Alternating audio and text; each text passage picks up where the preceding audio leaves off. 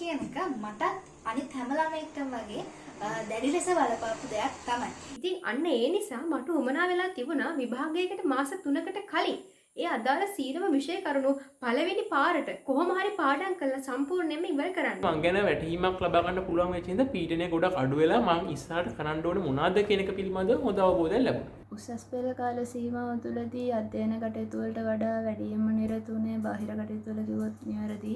මම උසස් පෙළ කාල සීමාව තුළදී නම් විෂය බාහිර ක්‍රියාකාරකම් වලට සහභාගී වුණේ නැහැ. අපිට විභාගය සම්බන්ධ ලොකු බයක් තිබුණා. හැබැයි අපි ඒකට හොඳ පිළියමක් භාවිතා කළා. තමන්ට තියෙන ප්‍රධාන ඉලක්කයට අමතරව දෙවනි සැරසුමක් ඔළුවේ තියාගත්තොත් අපිට තියෙන පීඩනය ගොඩක් දුරට අඩු කරගන්න පුළුවන්. So what I did was I took a deep breath and drank some water.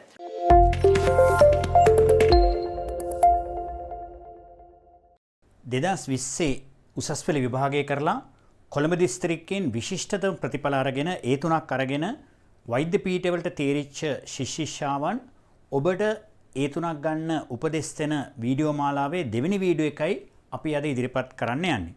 පළවෙනි වීඩියෝ එක බලලා ඔයගොල්ලෝ හුඟක් කමෙන්ට්ස් දැම්මා. දැන් අපි පළවෙනි වීඩියෝ එක ඉදිරිපත් කරේ විභාගයට සූදානම් වෙන්නේ කොහොමද කියන කාරණාව පිළිබඳව. අද මේ වීඩියෝ මාලාවේ දෙවෙනි වීඩියෝ එකේ අපි ඔබට ගෙනෙන්න බලාපොරොත්තු වෙන්නේ විභාග ආසන්නයේ පාඩම් කරන්නේ කොහොමද? විභාග පීඩනය දරාගන්නේ කොහොමද? ඒ කියන්නේ ඒගොල්ලෝ දරාගත්තේ කොහොමද? ඒක ඕගොල්ලන්ට කොහොමද ඒ සඳහා ඒගොල්ලෝ දෙන උපදෙස් මොනවද? ඒ වගේම විභාගේ දවසේ සහ විභාගයට පෙර දින රාත්‍රියේදී විශේෂයෙන් හැසිරෙන්න ඕනේ ආකාර නැත්තම් කරන්න ඕනේ විශේෂ දේවල් මොනවා හරි තියෙනවද? ප්‍රශ්න පත්‍රය අතට ගත්තාම කොහොමද ප්‍රශ්න තෝරාගන්නේ? කොහොමද ප්‍රශ්න වලට ලියන්නේ? කියන එක අද වීඩියෝ එකේ සාකච්ඡා වෙනවා. ඒ වගේම අපි අහුවා මේගොල්ලන්ගෙන් උසස් පෙළ කරන අතරේ බාහිර ක්‍රියාකාරකම් කරාද කියලා. ඒ පිළිබඳව තමයි අද වීඩියෝ එකේ අප ගෙනෙන්නේ. ඒ වගේම දැන් මේ ශිෂ්‍යාවන් වගේම වෛද්‍ය පීඨවලට නොගියත් විශ්වවිද්‍යාලයට තේරිච්ච තවත් විශේෂ ශිෂ්‍යාවන් මේ වීඩියෝ එක බලන්න ඇති. ඒගොල්ලොත් එහෙම නැත්නම් උසස් පෙළ කරන ඕගොල්ලෝ හරි අනිත් අයට දැනගන්න කියන්න පුළුවන් විශේෂ ශිල්ප ක්‍රම තියෙනවා නම් ඒවත් පල්ලෙහා කමෙන්ට් කරන්න. එහෙනම් අපි බලමු අද වීඩියෝ එක.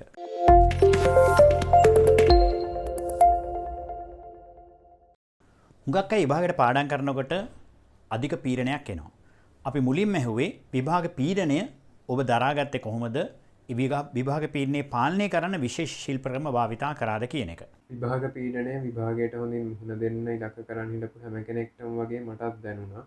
මගේ ඉලක්කය වෙලා තිබ්බේ හොඳ වෛද්‍ය පීඨයකට ඇතුළත් වෙන්න පුළුවන් හොඳ සාමර්ථ්‍යයක් ලබා ගන්න එක. එතනදී මටත් සැකයක් නැති වුණා. පේපර් එකට මම බලාපොරොත්තු වෙන දේ මහයිද මට හරියටම උත්තර ලියා ගන්න පුළුවන් වෙයිද කියලා. එතනදී මම මේ පීඩනය මගහරව ගත්තේ මම සම්පූර්ණයෙන් විෂය නිර්දේශ ආවරණය කරගෙන තියෙන්නේ. ඒ වගේම පේපර්ස් ගොඩකට උත්තර ලියලා පුහුණු වෙලා තියෙන්නේ කියන දේ හිතලා මම හිත ශක්තිමත් කරගත්තා. විභාග පීඩනය ගැන කිව්වොත් මුල් අවුරුදු දෙකේ කියන්නේ 2018 සහ 2019 මට විභාග පීඩනය ලොකුවට දැනුනේ නැහැ. විභාග පීඩනය යම්තාක් දුරට දැනුනේ 2020 වසරේ වගේ තමයි. එහෙම විභාග පීඩනයක් මානසික පීඩනයක් දැනුණු වෙලාවට මම කරපු දේ පාඩම් කරන්න ගොඩක් කරලා නවත්තලා සමහරවිට දිනයක් හෝ දෙකක්. ඒ වෙලාවේ මම සෙල්ෆ් ඇනලයිස් එක කරගත්තා. ඒ කියන්නේ මම මේ වෙනකම් පාඩම් කරලා තියෙන ප්‍රමාණය, මගේ දුර්වල තැන්, වෙන්න ඕන තැන් එහෙම හොඳට හිතලා බලලා වෙනම කොලයක නෝට් ඩවුන් කරගෙන ලියාගත්තා. මටම මං ගැන වැටහීමක් ලබා ගන්න පුළුවන් වෙච්ච හින්දා පීඩනය ගොඩක් අඩු වෙලා මං ඉස්සරහට කරන්න ඕනේ මොනවද කියන එක පිළිබඳව හොඳ අවබෝධයක් ලැබුණා. ලොකු විභාග පීඩනයක් තිබෙන්නේ නැහැ. එතකොට අපිට පුළුවන් එකක් බැරි වෙනවා සහ අපේ වේගය අඩු වෙනවා. විභාගයට තමන් ගැන ආත්ම විශ්වාසයෙන් මුහුණ දීමෙන් සහ තමන්ට තියෙන ප්‍රධාන ඉලක්කයට අමතරව දෙවනි සැරසුමක් ඔළුවේ තියාගත්තොත් අපිට තියෙන පීඩනය ගොඩක් දුරට අඩු කරගන්න පුළුවන්. I felt most of the exam pressure during the COVID lockdown that took place in 2020 because my tuition teachers stopped doing classes, some of them, and I lost a bit of a touch with the subject material and I was having trouble sleeping. So that was when I felt most of the pressure. However, after the lockdown and the closer I got to A-levels, the pressure gradually decreased when everything started to come together. In terms of steps that I took to minimize the pressure that I felt, I did engage in religious activities. We would go to temple as a Buddhist. I went to temple. I engaged in such religious activities. And when I was having trouble sleeping, I would read a book before I would go to sleep. I took sufficient breaks, and after a while it went away. මට bio මේ physics chemistry වලට වඩා ගොඩක්ම ලොකු pressure එකක් තිබේ bio වලට. මොකද බයෝ පාඩම් කරත් හැම වෙලේම අමතක වෙනවා. තව පාඩම් කරලා තිබ්බත් එසේ ප්‍රශ්න ලියද්දි පොයින්ට්ස් එහෙම මිස් වෙනවා. ලියන්න මතක් වෙන්නේ නැති වෙනවා. ඒ කියන්නේ එසේ ලියලා පුරුද්දක් නැතිකම තිබ්බා. ওই වගේ ප්‍රශ්න තිබ්බා. බයෝ අර එක පාඩමක් අර ගොඩක් කල් බලලා තිබ්බේ නැත්නම් අමතක වෙනවා සම්පූර්ණයෙන්ම වගේ. ඒකට ආයි බලන්න වෙනවා. ඔය වගේ ප්‍රශ්න තිබ්බා. ඒක නිසා ඒ බයෝ වලට තමයි බය වෙලා හිටියේ. ඒකට මම අර අන්තිම මාස 6 ගොඩක්ම බයෝ වල තියරි බලන්න තමයි වෙලාව යෙදුවේ. අර පේපර්ස් කරන ගමන් බයෝ අතරමැද බල ගොඩක් වෙලා වෙදුවා බයෝ වලට. අමතක වෙලාද නැද්ද බලන්න එසේ ලියන්න එහෙම. විභාග පීඩන මට බලපෑවා යම්කිසි අන්දමකින්. මොකද මං හිතන අන්දමට මං විශ්වාස කරන අන්දමට සිසුවෙක් පාඩම් කරන්න යොමු වෙන්න නම් යම්කිසි මට්ටමක හෝ පීඩනක් තිබීම අත්‍යවශ්‍යයි. එක්සෑම් එකක් තියෙනවා කියලා ඔළුවට දැනෙන එන්නේ පීඩන නිසා තමයි සිසුවෙක් එක්කෝ විභාගයට පාඩම් කරන්න පෙළඹ වෙන්නේ නැත්නම් තවත් කලබල වෙලා පාඩම් නොකරම ඉන්නේ. ඉතින් මට මේ විභාග පීඩන බලපෑවේ තවත් පාඩම් කරන්න පෙළඹෙන විදිහට. විභාග පීඩන මට යම් අවස්ථාවලදී ගොඩක් බලපෑවා. මොකද සමහර පාඩම් ඒ කාලය ඇතුළත නිම්ම කරන්න මට විශාල අභියෝගයක් තිබ්බා. මට ඒ අවස්ථාවේදී උපකාරී වුණේ සංගීතේ. ඊටමතරව භාවනා ක්‍රමත් මම පොඩක් උපයෝගී කරගත්තා. පොඩි භාවනා ක්‍රම ඕන තරම් YouTube වගේ platform එකක හොයාගන්න පුළුවන්. එතකොට මේවා උපයෝගී කරගෙන ඊටමත් පහසුවෙන් විභාග පීඩනය යම්කිසි මට්ටමකට හෝ අඩු කරගන්න මට හැකියාව ලැබුණා. ඊටමතරව මගේ එක ටාගට් එකක් තිබ්බා. මට ඕන මේ වෛද්‍ය පීඨයේම වෛද්‍ය විද්‍යාව හදාරන්න. අනේ ටාගට් එක යම්කිසි අන්දමකින් හෝ පීඩනක් ඇති කළා. මොකද මගේ මිතුරන් ඒ වෛද්‍ය පීඨයට ගිහිල්ලා මම වෙනත් වෛද්‍ය පීඨයකට තේරුණොත් එතකොට මට අන්න එතන පීඩනක් ගොඩ නැගුණා. ඉතින් මේ පීඩන ඔක්කොම ටික මට මැඩපවත්වා ගන්න හැකියාව ලැබුණා ප්‍රධාන වශයෙන්ම සංගීතය නිසා. ඔබ සංගීත හදාන කෙනෙක් නම් මේ ගැන හොඳින්ම දන්නවා ඇති. මම මුලින් ඉඳලම විභාග ගැන ඕනවට වඩා හිතලා අනවශ්‍ය බියක් ඇති කරගත්තේ නැති හින්දත් කරන වැඩේ කරන වෙලාවට උපරිම අවධානය යොමු කරලා කරපු හින්දත් අනෙක් වෙලාවට යාළුවොත් එක්ක කතා බහ කරලා විනෝදයෙන් හිටපු හින්දත් මට ඒ විභාග පීඩනය ලොකුවට දැනුනේ නැහැ. COVID-19 මර්ධන සංගතේ පටන් ගත්ත මුල් කාලේ වගේ අපිට විභාග සම්බන්ධ ලොකු බයක් තිබුණා. හැබැයි අපි ඒකට හොඳ පිළියමක් භාවිතා කළා. ඒ තමයි ධර්ම පැත්තට යොමු වෙන එක. අපි YouTube වලින් ධර්ම දේශනාවල සවන් දුන්නා. ඒ වගේම මෛත්‍රී භාවනාව වගේ භාවනා ක්‍රම පුරුදු කළා. ඒ හින්දා විභාගෙ ලං වෙනකොට අපේ ආත්ම විශ්වාසය හොඳ මට්ටමක තිබුණා. එතරම් විභාග පීඩනයක් එල්ල වූයේ නැහැ.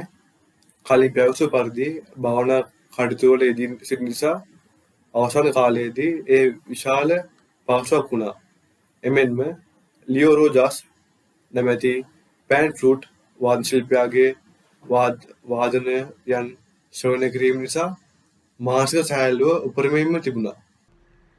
ඒ ලෙවල්ස් ලං වෙද්දි නම් ටිකක් ප්‍රෙෂර් වුණා. හැමතිස්සෙම පොතේම හිටියේ නෑ, ෆ්‍රී එකෙත් හිටියා. එක දිගටම එකම සබ්ජෙක්ට් එක පාඩම් කළේ නෑ. සබ්ජෙක්ට්ස් චේන්ජ් කර තමයි පාඩම් කළේ. අග පීඩනය පාලනය කරගත්ත විදිහ කිව්වොත් එහෙම මම දෙමාපියන් සහ සහෝදර සහෝදරියන් එක්ක කතා කරමින් ඔවුන් සමග කාලය ගත කරා. ඒක මට විභාග පීඩනය අවම කර ගැනීමට ලොකු පිටුහලක් වුණා. As human beings, stress is something that we cannot mitigate, right? It is something that naturally comes in with ourselves.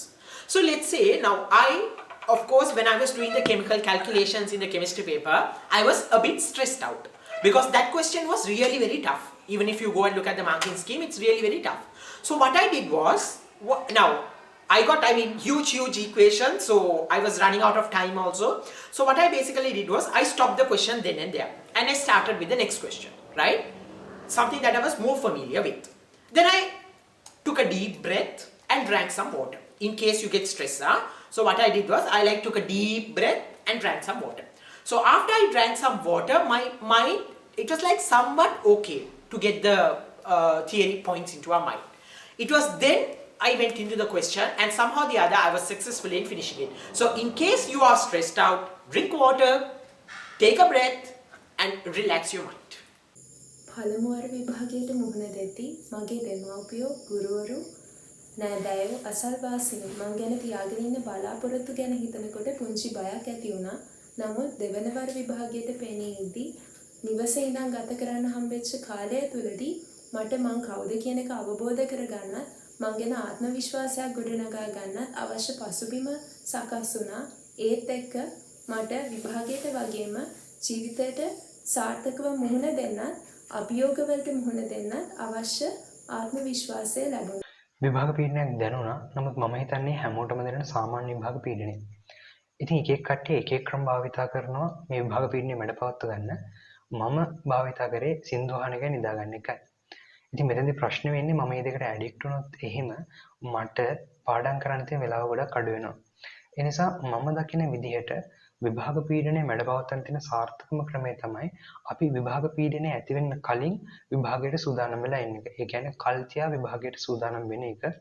එතකොට විභාග පීඩනය ඇති වෙන කාලය වෙනකොට අපිට වෙන හානිය ගොඩක් අඩු කරගෙන අපිට බලාපොරොත්තු වෙන උසස් ප්‍රතිඵලයම අපිට ලබා ගන්න පුළුවන් වේවි.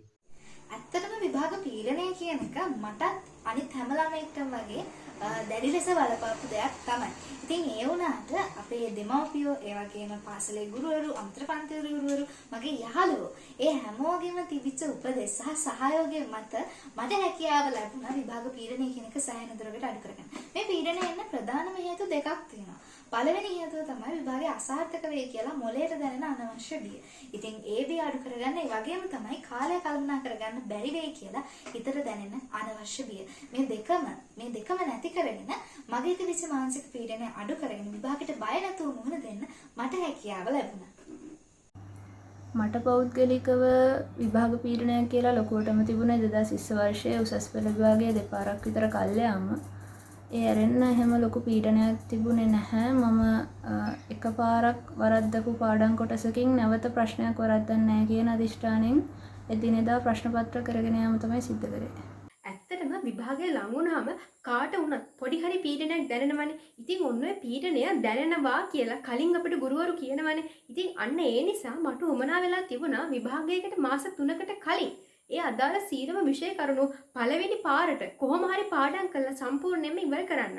ඉතින් ඒ ක්‍රියාවලිය ඇතුලේ 90%ක විතර සාර්ථකත්වයක් ළඟා කරගන්න විෂයන් තුනම හා සම්බන්ධව මට හැකියාව ලැබුණා. ඉතින් එතනින් මගේ පීඩනය සැලකිය යුතු ලෙස අඩු කරගන්න මට පුළුවන් වුණා.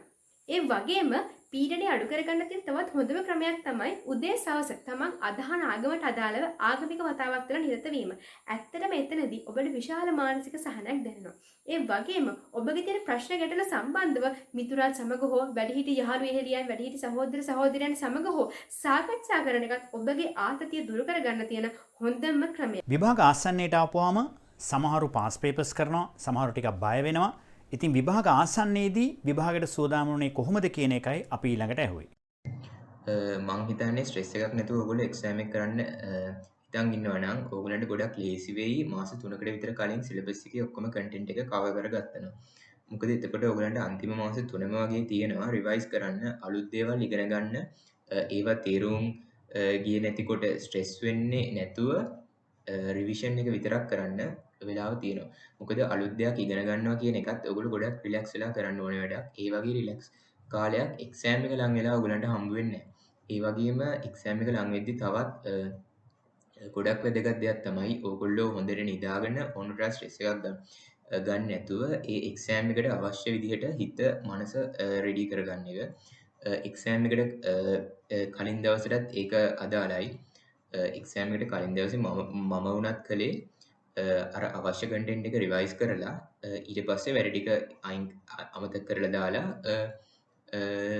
ටිකක් රිලැක්ස් වෙලා ඊට පස්සේ නිදාගත්ත එක. ඒ වගේම එක්සෑම් එකට කලින් පැය කිහිපෙදී වුණත් අපි සමහර වෙලාවට දකිනවා එක්සෑම් හෝල් එක ළඟට ඇවිල්ලා ළමයි පොත් දිගටම පාඩම් කරනවා.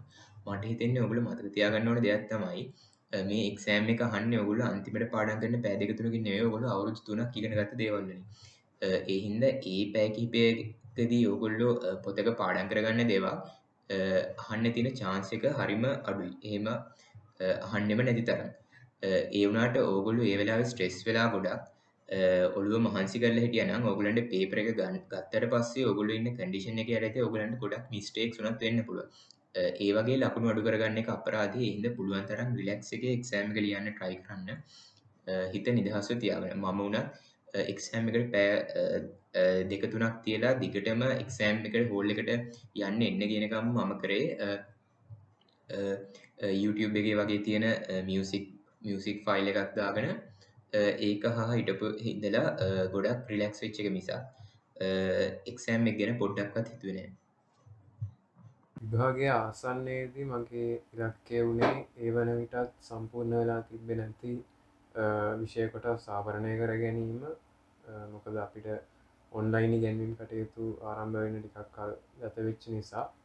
ඒ වගේම මම පුළුවන් තරම් ප්‍රශ්න පත්‍ර වලට උත්තර දීපුවා. ඇත්ත වශයෙන්ම කිව්වොත් මම විභාගයට ලොකු කාල සීමාවක් තියලා සිලබස් විෂයන් තුනේම සිලබස් එක කවර් කරගත්තා.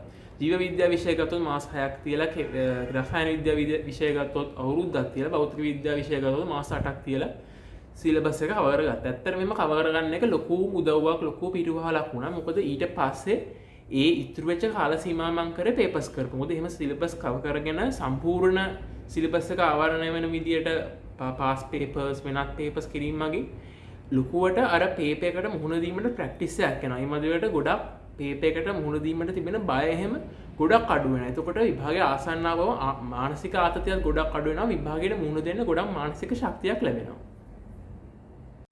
මම විභාගයට ආසන්න කාලයේදී සිද්ධාන්ත කොටස් බලනවට වඩා යොමු වුණේ ප්‍රශ්න වලට පිළිතුරු සැපයීමට.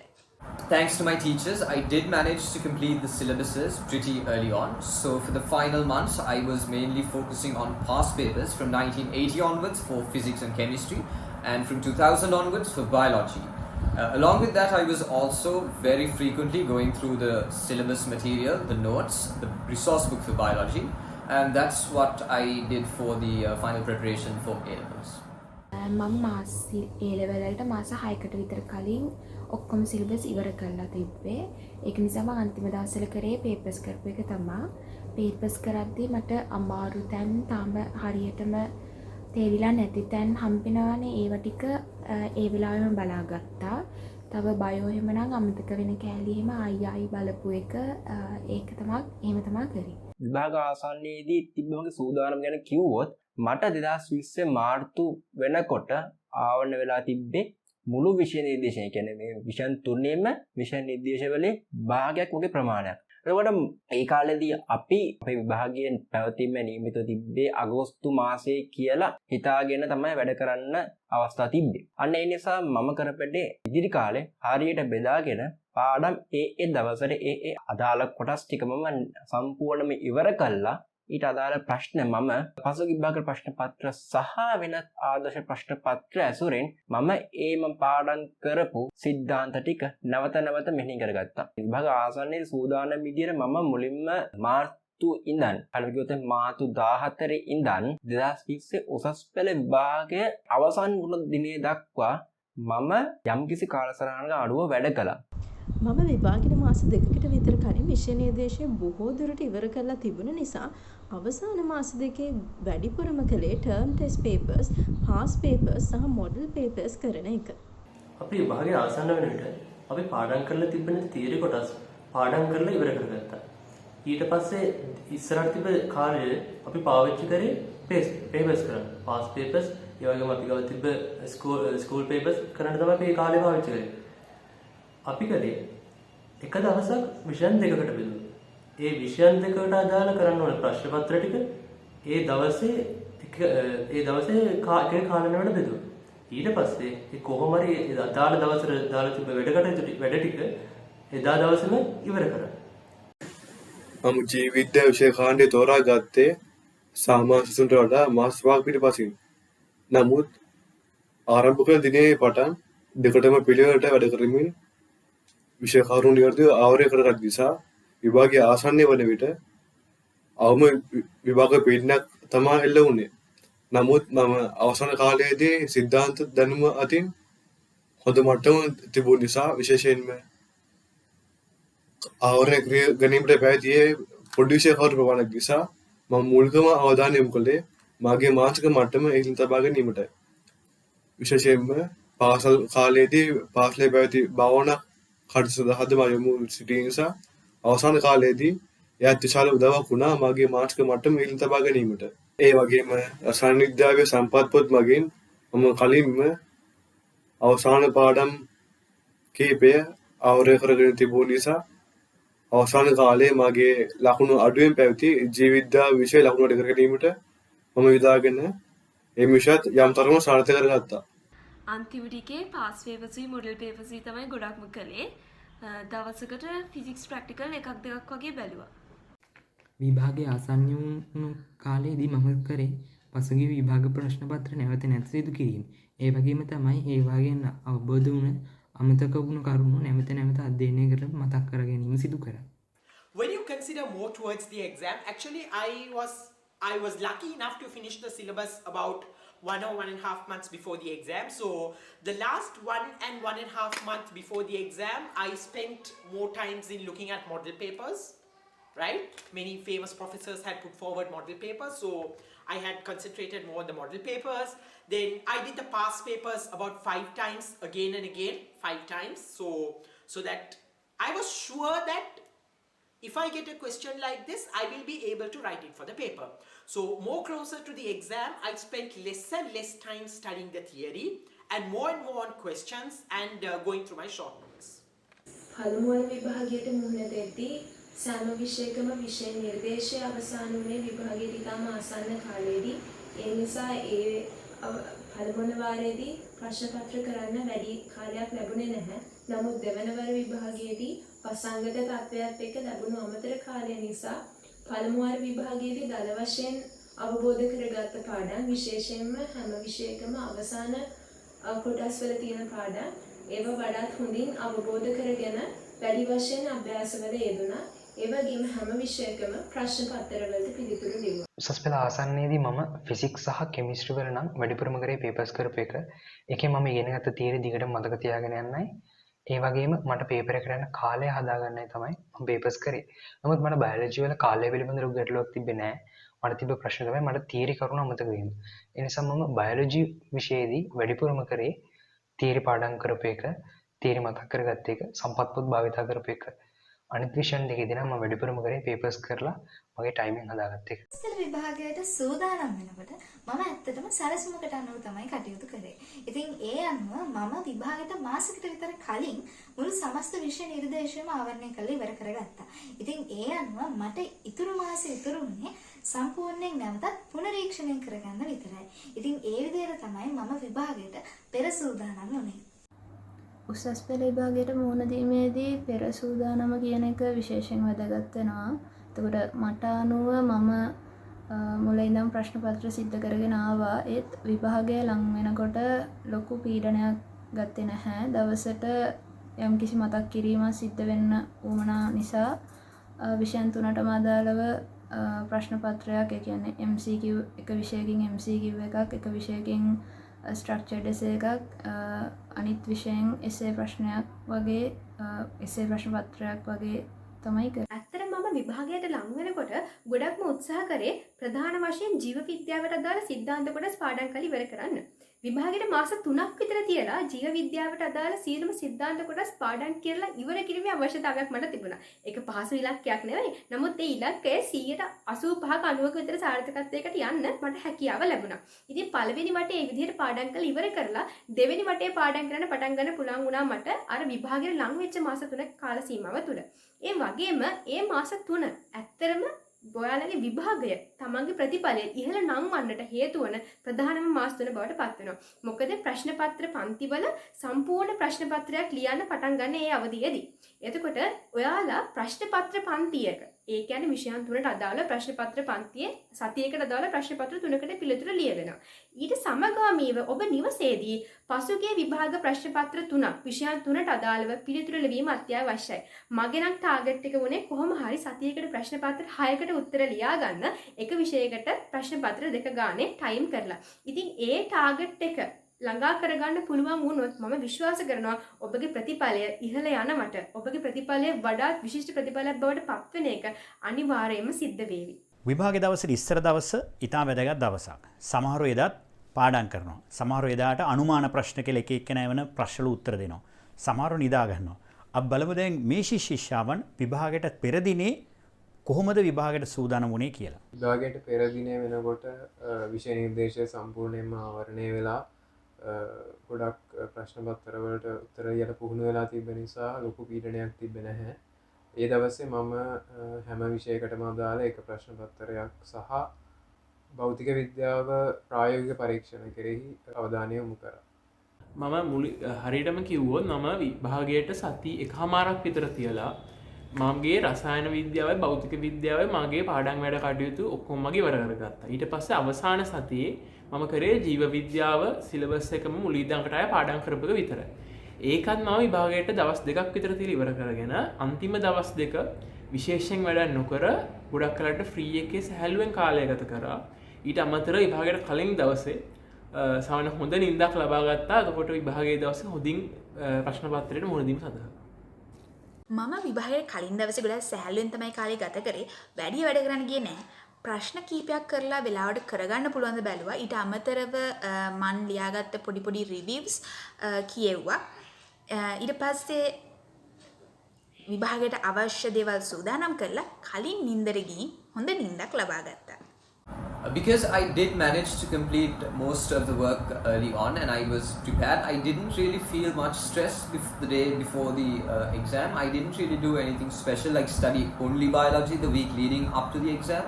I was continuing with my normal routine. The day before the exam, I was just as relaxed as I would have been on another day and I took things pretty easily.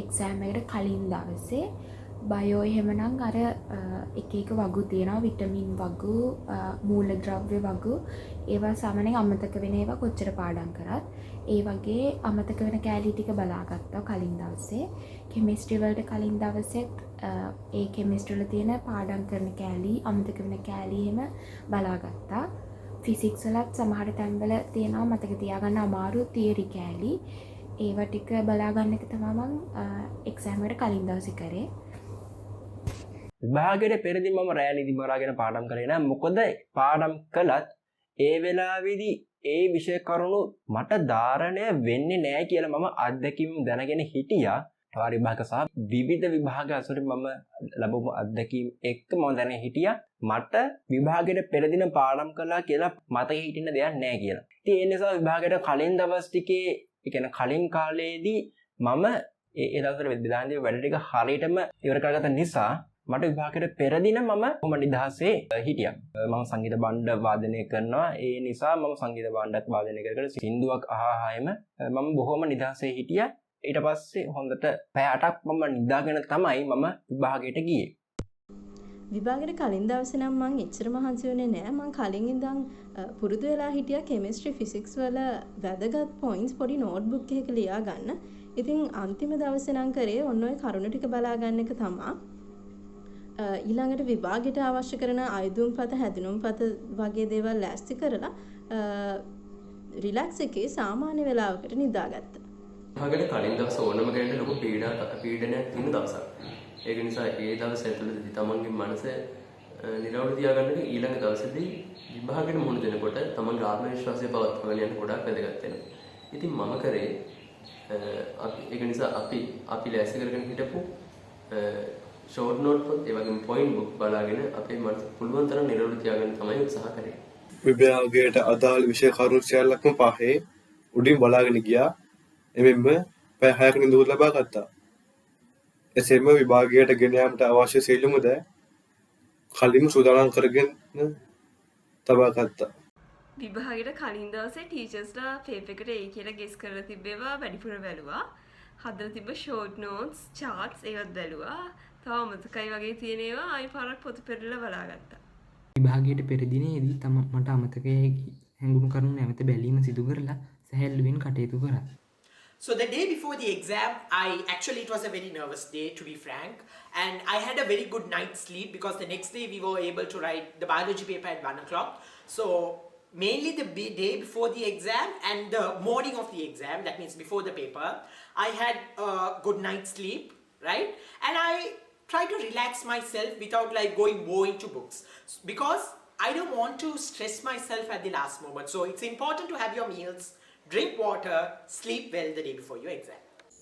සුපුරුදු විදිහට අලුත් දවසක් විදිහට දවස පටන් අරගෙන මම ඒ වෙනකොට සකස් කරගෙන තිබ්බ ජීව විද්‍යාව සඳහා සකස් කරගෙන තිබ්බ ලිස්ට් එකෙන් ප්‍රමුඛතා අනුපිළිවෙල අනුව විෂය කරුණු තෝරගෙන ඒ විෂය කරුණු නැවත නැවත බැලුවා. ඒ වගේම මම ප්‍රශ්න පත්‍ර වලට පිළිතුරු වශයෙන් දීපු පිළිතුරු නැවත අධ්‍යයනය කරා. විභාගයට කලින් දවසේ කියලා ලොකු වෙනසක් තිබ්බේ නැහැ. මොකද විභාගයට කලින් දවසේ සම්පූර්ණ විභාගයටම ලෑස්ති වෙන්න බෑනේ. නිසා මම සාමාන්‍යයෙන් මම දවසක කරන වැඩ ප්‍රමාණය කරලා ටිකක් කලින් නිදාගන්න ගියා. මොකද මට විභාග වෙලාවේ හොඳ අවදියෙන් ඉන්න ඕන නිසා මම ටිකක් කලින් නිදාගන්න ගියා. උසස් පෙළට පෙර දිනය ගැන කතා කරනකොට ඇත්තටම එදා යම්කිසි පීඩනයක් තිබිච්ච දවසක් තමයි. නමුත් මං ගාව මම කලින් සටහන් කරගත්ත කෙටි සටහන් පොත, ගැලීම් සටහන් ටික, ඒ වගේම තමයි වැරදි පොත මං ගාව තිබ්බා. ඉතින් ඇත්තටම විභාගෙට කලින් දවසේ මං කරේ ඔය ටික බලපෑක විතරයි. ඒක නිසා මට ලොකු පීඩනයක් ආවේ නැහැ. ඒ වගේම තමයි නිදි බලාගෙන පහුවෙන්ද උදේ වෙනකම් පාඩම් කරන්න අවශ්‍යතාවයක් තිබුණෙත් නැහැ. ඉතින් මට වේලාසනින් නිදා ගන්න හැකියාව ලැබුණා. මොකද මම සියලුම දේ ලෑස්ති කරලා තිබුණේ. ඒ වගේම විභාග ගෙනියන්න ඕන දේවල්, විභාගයට අරන් යන්න ඕන ඩෙන්ටි කාඩ් එක, ඒ වගේම තමයි ඇඩ්මිෂන් එක, ඒ හැමදේම ලෑස්ති කරලා තමයි මම නිදාගත්තේ. එතකොට මට කලින් දවසේ ඇත්තටම ලොකු පීඩනයක් තිබුණේ නැහැ. මම වැරදි පොත දෙතුන් පාරක් බැලුවා. මොකද මට ආයේ නැවත උසස් පෙළ විභාගයේදී වරදින්න සම්භාවිතාවයක් තියෙන ඒ ටික නිසා. ඉතින් ඒ විදිහට තමයි මගේ කලින් දවසේ සූදානම තිබුණේ. පහෝදාට තියෙන බහුවර්ණ ප්‍රශ්න පත්‍රයක් නම් මම 2018-19 අවුරුදු දෙකේ බහුවර්ණ ප්‍රශ්න පත්‍ර දෙක කළා වෙලාව තියලා. ඒ වගේම රචනා ප්‍රශ්න පත්‍රයක් නම් කලින් දවසේ පෙර අවුරුද්දේ රචනා ප්‍රශ්න පත්‍රය අදාළ වෙලාව තුලදී කළා. ඒක තමයි විභාගයට කලින් දවසේ සූදානම. ඇත්තටම විභාගයට කලින් දවස කියන්නේ ජීවිතේ ලොකු තීරණාත්මක දවසක්. ඉතින් ඒ දවස හරියට ගත කරොත් ඇත්තටම විභාගයේ සාර්ථක ප්‍රතිඵල ලබා ගන්න පුළුවන්. ඉතින් විභාගයට යන්න කලින් දවසේ අනිවාර්යයෙන්ම අඩුම තරමේ හවස 5-6 වෙනකොටවත් මම නම් ඩෙන්ටි කාඩ් එක, ඒ වගේම ඇඩ්මිෂන් ෆෝම් එක, අදාළ පෑන්, පැන්සල්, මකන සියලුම දේවල් අඩංගු කරලා මගේ පර්ස් එක මුලින්ම සූදානම් කරලා තිබ්බා. ඉතින් කොහොම කළත් විභාගයට යද්දී ඩෙන්ටි කාඩ් එක, ඇඩ්මිෂන් එක මිස් වෙලා තිබුණොත් එහෙම ඒ වෙලාවම ඉතින් ඉවරයිනේ. ඒ කියන්නේ මානසිකත්වය සම්පූර්ණයෙන්ම බිඳ වැටෙනවා. ඉතින් අන්න ඒකෙන් වළක්ව ගන්න ප්‍රධානම දේ ඒ සියලුම දේවල් ටික අන්තර්ගත කරලා පර්ස් එක මුලින්ම ලෑස්ති කරලා තියන්න ඕනේ. ඒ වගේම විභාගයට කලින් දවසේ අර හදිස්සිය බලාගෙන යන්න කියලා මතක තියාගන්න, හදිස්සිය මතක තියාගන්න කියලා විෂය කරුණු ටිකක් ඔයගොල්ලෝ අනිවාර්යයෙන්ම තියාගෙන නැතිනේ. අන්න ඒ ටික බලා ගන්න පැයක් දෙකක් වෙන් කරන්න. අනිවාර්යෙන් විභාගයට කලින් දවසේ. ඒ වගේම ඔයාලගේ යාළුවෝ එවන් නැතිනේ එක එක ගුරුවරුන් විසින් කියපු මේ අනුමාන ප්‍රශ්න ඒවි අන්න ඒ වගේ දේවල් ඒවත් බලන්න පොඩි කාලයක් වෙන් කරගන්න. නැත්තම් විභාගෙට යන්නේ කුතුහලයකින්නේ මට මේ යාළුවා කිව්වා මේක එයි කියලා මම ඒක බලාගත්තේ නැහැ. අන්න ඒ කුතුහලය ඔබට එනවනේ. ඒ සැක එනවා බැරි වෙලාවත් આવොත් එහෙම බලාගත්තේ නැති එක. අන්න ඒ පීඩණය මිදෙන්න ඒව බලා ගන්න පොඩි කාලයක් වෙන් කරන්න. එතකොට විභාගයට ඔයාලා යන්නේ නිදහස් මානසිකත්වයකින්. ඉතින් අන්නේ විදියට විභාගයට කලින් දවස ඔය මම කියපු විදිහට කලවනාකරණය කරගත්තොත් ආතතියකින් තොරව ලස්සනට hina වෙලා උදේ විභාගයට යන්න අනිවාර්යෙන් පුළුවන් වේවි. ඒ වගේම විභාගයට කලින් දවසේ පැය 6ක විතර නිින්දක් අනිවාර්යෙන්ම ලබා ගන්න.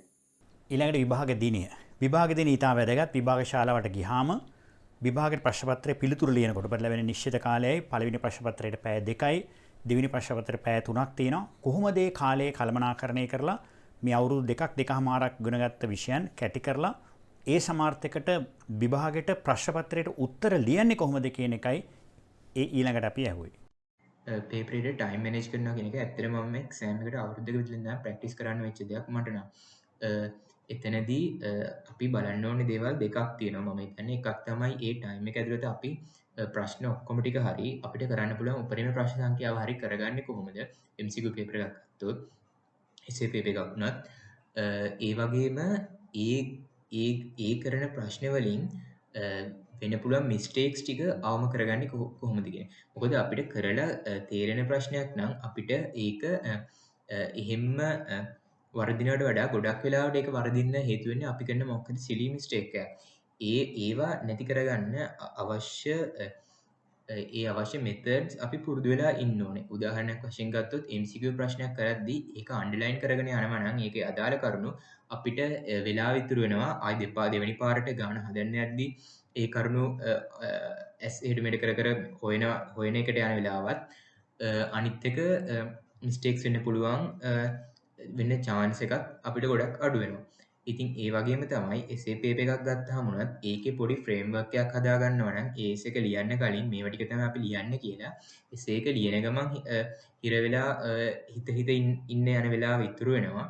ඒ වගේම බැරි වෙලා හරි සමහර දේවල් සමහර කරුණු තියෙනවානේ උඩ කරුණුත් එක ගැළපිලා ලියන්න ඕනේ. දැන් ඒ වගේ තැනකදී ඕගොල්ලෝ ඊළඟ ඡේදෙනුත් ලියාගෙන ගියලා ඊට පස්සේ මේ වගේ කරුණක් මතක් වුණොත් ඕගලන්ට අර උඩේකට සම්බන්ධ කරන්න ගොඩක් අමාරුයි. ඒක ඒ සීකට මොකද ස්ට්‍රක්චර් එකක් තියෙන හැබැයි ඒ ස්ට්‍රක්චර් එක නැති කරගන්න නැතුව ඒ අලුත් කරුණු ඇඩ් කරන්න සමහරට අමාරු වෙන්න පුළුවන්. ඉතින් එහෙම ෆ්‍රේම්වර්ක් එකක් තිබ්බොත් ඒක ඕගලන්ට වෙලාවත් ඉතුරු වෙන්න පුළුවන්. අනිත් එක ඕගලන්ට ඒ වගේ අමතර කරුණු ඇඩ් කරන්න ගිහිල්ලා එසේ එකේ ස්ට්‍රක්චර් එක නැති වෙලා යන එක වෙන්නෙත් නැහැ. උසස් පෙළ ප්‍රශ්න පත්‍රයට මුහුණ දෙන අවස්ථාව වෙනකොට ප්‍රශ්න පත්‍රයේ ව්‍යුහය සහ එක් ප්‍රශ්නයට දල වශයෙන් ලැබෙන කාලය පිළිබඳ හොඳ අවබෝධයක් තිබ්බ නිසා කාලය සහ දැනුම කළමනාකරණය කර ගැනීම ඒ තරම් අපහසු නැහැ. මම හැම විටම දීලා තියෙන කාලය උපරිම වශයෙන් ප්‍රශ්න පත්‍රයට හොඳින් පිළිතුරු සපයන්න යොදා ගන්න උත්සාහ කළා. ඒ වගේම අපහසු ප්‍රශ්නයකට වෙන වෙලා තියෙන දල කාලයට වඩා වැඩි කාලයක් ගත වෙනවා වගේ හැඟුණොත් මම මේ ප්‍රශ්නය පසුවට තියලා ඊළඟ ප්‍රශ්න වලට යමු වුණා. ඊට උසස් පෙළ විභාගයේ ඔක්කොම ප්‍රධාන විෂයන් වලින් ප්‍රශ්න පත්‍ර 6කට මුහුණ දෙන්න තියෙනවානේ. එක සබ්ජෙක්ට් එකකට පේපර්ස් දෙක ගන්න part 1 and part 2. එතකොට මම කලින් පේපර්ස් කරලා තිබ්බ හින්දා ඒ ප්‍රශ්න පත්‍ර 6න් හැම එකටම ප්‍රශ්න කරන්න ඕන අනුපිළිවෙල. ඒ ප්‍රශ්නට කුපමණ කාලයක් ගන්න ඕනද කියන එක කලින්ම තීරණය කරලා ඒ තීරණය කරගත්ත වෙලාවට ප්‍රැක්ටිස් වෙලා හිටියේ. දැන් උදාහරණයක් වශයෙන් ගත්තොත් භෞතික විද්‍යාව පළවෙනි ප්‍රශ්න පත්‍රයේ මම ඒ පළවෙනි ප්‍රශ්න 25ට කොච්චර වෙලාවක් ගන්නවද? ඊට පස්සේ ප්‍රශ්න 15ට කොච්චර වෙලාවක් ගන්නවද? අවසාන ප්‍රශ්න 10ට කොච්චර වෙලාවක් ගන්නවද කියලා කලින්ම තීරණය කරගෙන මගේම හැකියාව තීරණය කරගෙන ඒ විදිහට ප්‍රැක්ටිස් වෙලා හිටියේ. ඉතුරු පේපර්ස් 5ටත් ඒ ආකාරයෙන්ම තමයි. එතකොට පේපර් එක දවසට ගියාම උසස් පෙළ විභාග ප්‍රශ්න පත්‍රයට ගියාම ඒක කලින්ම දැනගෙන සැලසුම් කරලා තිබිච්ච හින්දා ලොකු පහසුවක් දැනුණා. මොකද මට ඒ ක්‍රමයටම ගොඩක් කතාව කරලා තිබ්බ හින්දා ඒ වෙලාවේ ඒ ක්‍රමයට කරගන්න ගොඩක් පැටලුවක් උනේ නැහැ. අපිට ප්‍රශ්න පත්‍රයක් අතර ලැබුණාම තියෙන ලොකුම අභියෝගය තමයි අපේ තියෙන දැනුම යම් කිසි කාල සීමාවක් ඇතුළත උපරිම ලකුණක් කරා යාමට හසුරුවා ගැනීම. අපිට ප්‍රශ්න කළ හුරුව තියෙනවා නම් යම් කිසි කරුණක් මතකයට ගැනීමේ වේගය අපිට වැඩි කරගන්න පුළුවන්. රචනා ප්‍රශ්න පත්‍රය ගැන කතා කරොත් මම නම් මුලින්ම ලේසි ප්‍රශ්න කරලා පස්සේ අමාරු වගේ දැනෙන ප්‍රශ්න කරන්න තියාගත්තා. MCQ ගත්තොත් විශේෂයෙන්ම කෙමිස්ට්‍රි වල මම තියරි ප්‍රශ්න මුලින් කරලා ගණන් හදන ප්‍රශ්න අන්තිමට තියාගන්න පුරුදු වෙලා හිටියා. ඒකෙන් මට ලොකු වෙලාවක් ඉතුරු කරගන්න පුළුවන් වුණා. So when talking about time management, there seems to be an idea that you have to use the allocated 2 hours to complete the whole paper. That is not so. You are free to go at your own speed. For me, I didn't really take the complete 2 hours to do the MCQs. I did manage to finish the MCQs pretty early, and the remaining time was used to attempt the hard questions in the MCQs, because there are going to be hard questions that you would not have seen before. Questions that you're not familiar with, and therefore you need to save time to deal with the hard questions. Even for the essays, just because you have, let's say, the structured essay of chemistry, just because there's 4 questions and 1 hour allocated, that does not mean you should use 15 minutes for every single structured essay question. There could be easier questions, there could be hard questions, so it depends on the question. For the easier questions, you take less time, and for the harder questions, you allocate more time. So it really depends when you go there and you sit and you go through the paper, and then you realize, okay, for this question I need to allocate less time because it's easier, I can do this faster, and for this question I can allocate more time because it's going to be tougher. There is no such thing saying that you have to start from the first question and write directly towards the end. There is no such thing. You can start. It is advisable to do the structured essay before the essay. You shouldn't do the essay before the structured essay. That's very dangerous.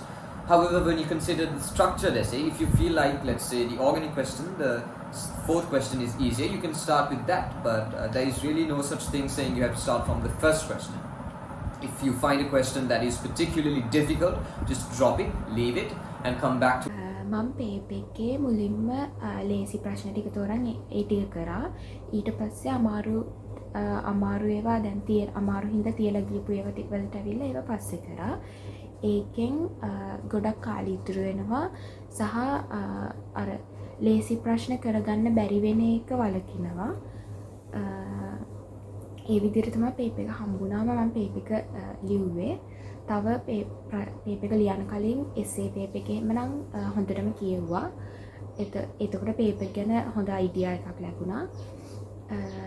ඒ විදිහට තමයි paper එක හම්බුනාට පස්සේ මම මගේ දැනුමයි time එකයි කළමනාකරණය කරගත්තේ. උසස් පෙළ විභාග ප්‍රශ්න පත්‍රය මගේ අතට ලැබුණාන් පස්සේ මම මුලින්ම බැලුවේ හරියට පිටු ටික තියෙනවද සහ ප්‍රශ්න ටික නිවැරදිව මුද්‍රණය වෙලා තියෙනවද කියලා. ඒක තමයි මගේ අතට ප්‍රශ්න පත්‍රය ලැබුණ ගමන් මම කරපු දේ. ඊට පස්සේ මම බැලුවා මේ ප්‍රශ්න පත්‍රයේ පොඩ්ඩක් උඩින් පල්ලෙන් කියවලා බැලුවා මොනවද මට හම්බ වෙන ප්‍රශ්න කියලා. මම උඩින් පල්ලෙන් පොඩ්ඩක් බලාගෙන ගියා. ඒකට මම ගත්තේ විනාඩි 5ක් වගේ පොඩි කාලයක්. ඊට පස්සේ මම දිගටම මගේ ප්‍රශ්න පත්‍රය මම කරගෙන ගියා. කරගෙන යන්න මට යම්කිසි පෙරහුරුවක් තිබ්බා. මොකද මම කලින් ප්‍රශ්න පත්‍ර රැසක් කරලා ගිය නිසා. ඒ කියන්නේ බහුවර්ණ ප්‍රශ්න පත්‍රේන මම BMCQ 10 මේ කාලය ඇතුළත MCQ 10 මේ කාලය ඇතුළත ඔහොම මම බහුවර්ණ ටික මේ කාලය ඇතුළතදී ඉවර කරගන්න ඕන කියලා මගේ ටාගට් එකක් තිබ්බා. අන්න ඒ නිසා මට පුළුවන් වුණා ජීව විද්‍යාවේ බහුවර්ණ ටික පැය භාගයක් ඇතුළතත්, රසායන විද්‍යාවේ බහුවර්ණ පැයක් ඇතුළතත්, භෞතික විද්‍යාවේ බහුවර්ණ පැය එකක් කාලයක් ඇතුළතත් නිම කරගන්න. ඊට අමතරව මම කළා එක දෙයක් අමාරු ප්‍රශ්න මට හම්බ වුණොත් මම ඒ ප්‍රශ්නේ දිගටම රැඳිලා හිටියේ නෑ. පොඩි ටික් එකක් දාගෙන පැන්සලෙන් ඊළඟ ප්‍රශ්නෙට ගියා. ආයෙත් මට වෙලාවක් තිබ්බා ප්‍රශ්න ටික නැවත බලන්න. අන්න ඒ කාලෙදී මම මට අමාරු වෙලාදී ප්‍රශ්න මම නැවත මතක් කරලා කොහොම හරි උත්තර ගලවලා ඒ උත්තර අදාළ තැන්වල සටහන් කළා. ඒතර ව්‍යුහගත හා රචනා ප්‍රශ්න පත්‍රවලදී ඒත් මේ ප්‍රශ්නේ මේ කාලය තුලදී කරන්න ඕනේ කියලා මම කලින් මගේ කාලසටහනක් හදාගෙන තිබ්බා. අන්න ඒ නිසා තමයි මට මගේ ප්‍රශ්න පත්‍ර નિયમિત වෙලාව ඇතුළදී හරියට නිම කරලා හොඳ සාමාර්ථයකට යන්න ලැබුණේ. ඊට අමතරව මම කිසිම වෙලාවකදී කැළවීමටපත් වුණේ නැහැ. මොකද අපේ සිහිය අවුල් වුණොත් එහෙම ප්‍රශ්න පත්‍රය සම්පූර්ණ කරගන්න බැරි වෙනවා කියලා මම දන්න නිසා මම කිසිම වෙලාවකදී කලබල වුණේ නැහැ. මම විභාග ප්‍රශ්න පත්‍රයේ අතර ලැබුණු මොහොතේ ටිකක් කලබල වුණා. ඒකින්ද මුල් ප්‍රශ්න මට අමාරු වගේ පේන්න ගත්තා. හැබැයි මම මේ ප්‍රශ්න වල රැඳිලා ඉන්නේ නැතුව ඉස්සරහට අපිට ලේසි ප්‍රශ්න ටික කරගෙන ගියා. ඊට පස්සේ මේ ප්‍රශ්න ටික ලේසි ප්‍රශ්න ටික ඉවරනාට පස්සේ මගේ කලබල ගතිය නැති වෙලා තිබ්බ හින්දා අර මම කලින් අතරලා දාලා මේ මගදී අතරලා දාලා අපු ප්‍රශ්න ටික මම කම්ප්ලීට් කරා. ඒක හින්දා මට අර කාලේ ඇතුළත හැම ප්‍රශ්නයක්ම අතාරින්න නැතුව කරගන්න පුළුවන්. ප්‍රශ්න විභාග ප්‍රශ්න පත්‍රය හොඳින් සිදු කර තිබුණ නිසා විෂය තුනේම බහුවර්ණ හා රචනා ප්‍රශ්නවලදී සෑම පේපර් එකක පහේ පැය භාගයක් පමණ කාලය ඉතුරු කරගන්න හැකි වුණා. එමගින් ප්‍රශ්න පත්‍රවල අප ලියූ පිළිතුරුවල නිරවද්තාවය තහවුරු කර ගනිමින් අපගේ ලකුණු තවදුරටත් වැඩි කරගන්න හැකි වුණා. විශේෂයෙන්ම සඳහන් කළ යුතුයි භෞතික විද්‍යා පේපරයේදී විශේෂයෙන්ම ප්‍රශ්නවලගේ විවරණ කර තිබුණ නිසා බොහෝ ගැටලු මනෝමය සැදීමකින් විශාල කාලයක් ඉතුරු කරගත්තා. එමගින් නැවත අමාරු ගණන් සාධමින් නැවත තර්කානුකූලව සිතමින් මේ ප්‍රශ්න සදා හොඳින් මුහුණ දීමට හැකියාව ලැබුණා. එමෙන්ම පසුගිය විභාග ප්‍රශ්න පත්‍ර බාහිර කාලයකින් කිරීමට පුරුදු වී සිටි නිසා කාලය හොඳින් ඉතිරි කිරීමට හැකියාව ලැබුණා. ඒ වගේම මුල් කාලයේ සිටම ලඝු ගණක භාවිත කළ නිසා සුළු කිරීම වල වේගයත් ඉතාමත් හොඳින් පවත්වා ගැනීමට හැකි වුණා. එමගින් ඉතා කෙටි කාලෙකින් සුළු කිරීම කර ගැනීමට හැකියාව ලැබුණා. මොකක් හරි අමතකයි වගේ නම් ඒකෙම ඉන්නේ නැතුව ඒ ප්‍රශ්නේ තියලා ගිහින් අන්තිමට ආයෙවිලා ඒකට ආන්සර්ස් ලියන්න try කළා. විභාග ශාලාවේදී මට පහසු ප්‍රශ්න ඉක්මනින් සිදු කරා. ඒ වගේම තමයි අපහසු සහ අමාරු ප්‍රශ්නයක් තිබුණාම ඒක එල්ලිලා එක දිගට හිටියේ නැහැ. ඊළඟ ප්‍රශ්නෙට ගියා. ඒක මට කාලේ කළමනාකරණය කරගන්න ලොකු උදව්වක් වුණා. As soon as you get the paper to your hand, knowledge and time management, these two are two different aspects. Both of them should mingle with one another so that you can target your best result. So no matter how much of knowledge you have, if you don't know to put it in the paper within that time frame, it is of no use. And similarly, no matter how much of time you have, if you don't know to put the knowledge, that's also of no use. So what I basically did was, I did the structured essay like 1, 2, 3, 4, one after the other. In case I come to a very big simplification or for a very big calculation, I left it then and there. I just wrote the step and left it. So that I can come like after finishing all of the questions and do the calculation. The other thing was, if you consider physics, I was someone who really loved matter and radiation and electronics. So since I was very familiar in these two subjects, I chose them as my first two essays. First one was matter and radiation, the other one was electronics. So by doing this essay questions that you are more familiar with, you can save substantial amount of time. The other thing is for MCQs, don't try to get the final answer, right? Try to balance your answer and try to guess. Once you get an equation, don't try to solve it for MCQs. That is something that will consume a lot of time. So therefore, try to round off values and go for an answer that is most suitable or the answer that is most close. So by doing this, choose the questions that you really very like. In case you have a big simplification in your paper too, leave it out, do it finally. Then for your MCQs, if you get a big equation, please don't waste time doing the calculation. Try to get rough and round off values and mark your answer. So by doing these three, time management and knowledge will come hand to hand with one another in order to achieve your result. ඒ වන විට නිදහස් හිතක් ගොඩනගාගෙන තිබිච්ච නිසා ප්‍රශ්නවල ස්වභාවය අනුව කලබල නොවි මම දන්න කරුණු හරි විදිහට ගලපලා පිළිතුරු ලියන්න පුළුවන් මනසක් තිබුණා. ඒ වගේම හැම ප්‍රශ්නයකම ස්වභාවය ඊළඟ ප්‍රශ්නයට බලපාන්නේ නැති වෙන්න මම හැම ප්‍රශ්නයක්ම නැවුම් විදිහට පටන් ගත්තා. ඒ වගේම මම හැම ප්‍රශ්න පත්‍රයක් සඳහාම පිළිතුරු ලියද්දී පාවිච්චි කරේ මම පෙරහුරු ප්‍රශ්න පත්‍රවලදී පාවිච්චි කරන ක්‍රමවේදයමයි. උසස් පෙළ විභාගයේ දවසේ අපිට ප්‍රශ්න පත්‍රය අතට ලැබුණට පස්සේ මම මුලින්ම කරේ ප්‍රශ්න පත්‍රය ඉතාම හොඳින් කියවපු එක. ඒ වගේම තමයි රචනා ප්‍රශ්න පත්‍රයේ වෙලාවට ප්‍රශ්න ටික මුලින්ම තෝරගෙන හිටියා. ඉතින් ඒක මට පීඩනයක් නැතුව විභාගයේ ඉදිරියට ඒ පැය සීමාව තුළ මට ඒක කරගන්න ලොකු අත්දැකීමක් වුණා. ඒ වගේම තමයි වැදගත් දෙයක් කියන්න ඕනේ. බහුවර්ණ ප්‍රශ්න පත්‍රය කරනකොට අමාරු ප්‍රශ්නයක් තියෙනවා නම් ඒක තියලා පැහැදිලිව ඒක රවුම් කරලා සලකුණක් දාලා තමයි ඊගා ප්‍රශ්නට ගියේ. ඒ විදිහට අන්තිම ප්‍රශ්න වෙනකම්ම සියලුම ප්‍රශ්න ටික කරලා ඉවර වෙලා අමාරු ප්‍රශ්න ටික ඊගාවට සලකුණු කරපු ඒවා ඔස්සේ බලාගෙන ගියා. ඉතින් ඒක මගේ කාලය කළමනාකරණය කරගන්න ඒ පැය කිහිපය ඇතුළත බහුවර්ණ ප්‍රශ්න පත්‍රය නම් පැය 2 ඇතුළත මට කාලය කළමනාකරණය කරගන්න ඉතාම විශාල අත්දැකීමක් වුණා. ඉතින් ඒ විදිහට තමයි මම විභාග අතරතුර කාල සීමාව තුළ පේපරයට හොඳින් මුහුණ දුන්නේ. සාමාන්‍යයෙන් ඕනම කෙනෙක්ට කිසියම් විෂයකට අදාළව කැමැතිම පාඩම් කොටසක් තියෙනවා. එතකොට මම ප්‍රශ්න පත්‍රයක් කරද්දී ඒක රචනා ප්‍රශ්න පත්‍රයක් නම් මම කැමැතිම පාඩමට අදාළ ප්‍රශ්න තමයි මුලින්ම බැලුවේ. එතකොට ඒ පිළිවෙලට මම කැමැතිම එක ඊට පස්සේ ඒ පිළිවෙලට ප්‍රශ්න කරගෙන යෑමක් තමයි කළේ. එතකොට ඒකෙන් කාලකලමනාකරණය කරගන්න පුළුවන් වුණා. මොකද මම කැමැතිම පාඩමට අදාළව මට ඒ ප්‍රශ්නේ අඩු කාලයකින් කරගන්න පුළුවන්. එතකොට කාලකලමනාකරණය එතනින් තමයි කළේ. බහුවර්ණ ප්‍රශ්න පත්‍රයක් ගත්තොත් ඒක සුදුසුම ක්‍රමය 1 ඉඳන් 50 දක්වා කිරීම කියලා තමයි මම හිතන්නේ. විභාගයට යන දවසේ උදේ තමන් අදහන ආගම සිහි කරලා යන්න. එතකොට ඔයාලගේ මනසට ඇත්තටම සහනයක් දැනෙනවා. ඒ වගේම මතක් කරලා අනිවාර්යෙන් විභාග ශාලාවට විභාගේ පටන් ගන්න පැය කාලයකට කලින් ගිහලා වාඩි වෙලා ඉන්න. මොකද බැරි වෙලා හරි තමන් ඉන්න තැන හොයාගෙන බැරි වුණොත් එහෙම තමන් අනිවාර්යෙන්ම පොඩි හෝ ආතතියකටපත් වෙනවා. ඉතින් ඒ නිසා ඒ ආතතියෙන් මිදෙන්න තමන් ඉන්න තැන හරියට හොයාගන්න, තමන්ගේ ශාලාව හරියට හොයාගන්න අනිවාර්යෙන් පැය කාලයකට කලින් විභාග ශාලාවට යන්න.